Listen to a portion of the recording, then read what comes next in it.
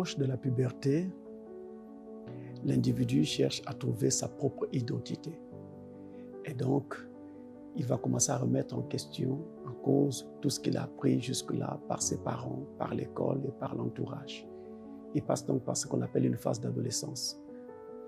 Hier, on disait que l'adolescence était l'âge qui variait entre 10, voire 18 ans. Aujourd'hui, en Occident, la notion s'est étendue et va jusqu'à 25 ans. C'est pour dire que c'est la période de la vie où l'homme donc approche la puberté et ensuite il va rentrer dans la phase où il est après ses études et il va rentrer dans une grande autonomie de sa vie.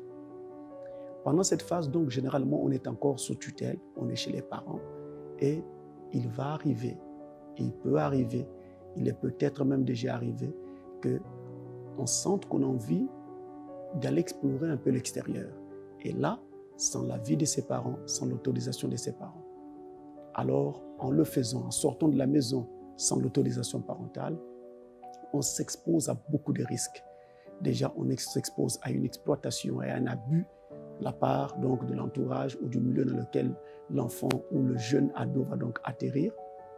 Il s'expose également au risque de délinquance et il va s'exposer à des difficultés scolaires. Donc, à la fin, il va constater qu'à l'école, ça ne marche plus parce qu'il n'arrive plus à tenir le rythme.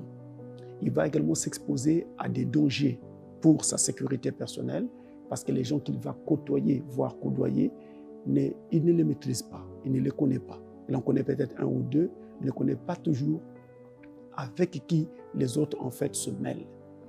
Ainsi, il se retrouve dans des environnements inconnus et dangereux. Et pour eux également s'en suivent des problèmes judiciaires parce qu'en bande, on est amené à poser des actes de délinquance et la police et la justice de s'y mêler. Si vous vous êtes retrouvé dans cette situation, vous savez que là, vous êtes en train de développer ce qu'on appelle un trouble de l'adolescence. Et vous faites de la peine à votre mère, de la peine à votre père et de la peine à ceux qui vous sont chers. Ils veulent vous voir au plus vite sortir de cette situation. Mais c'est sûr qu'il n'est pas très facile d'en sortir par soi-même parce que ça devient finalement comme une drogue. Quand on n'est pas avec cette bande d'amis qui nous entraîne ainsi, on ne se sent pas à l'aise. La Bible, elle dit ceci.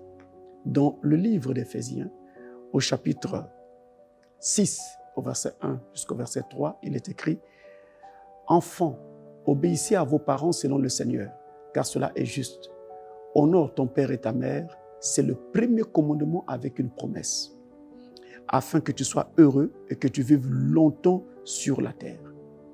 Si vous voulez vivre longtemps sur la terre, il est impératif que vous sortiez de ce trouble de l'adolescence et que vous restiez sous la conduite de vos parents ou de ceux qui vous ont pris sous tutelle.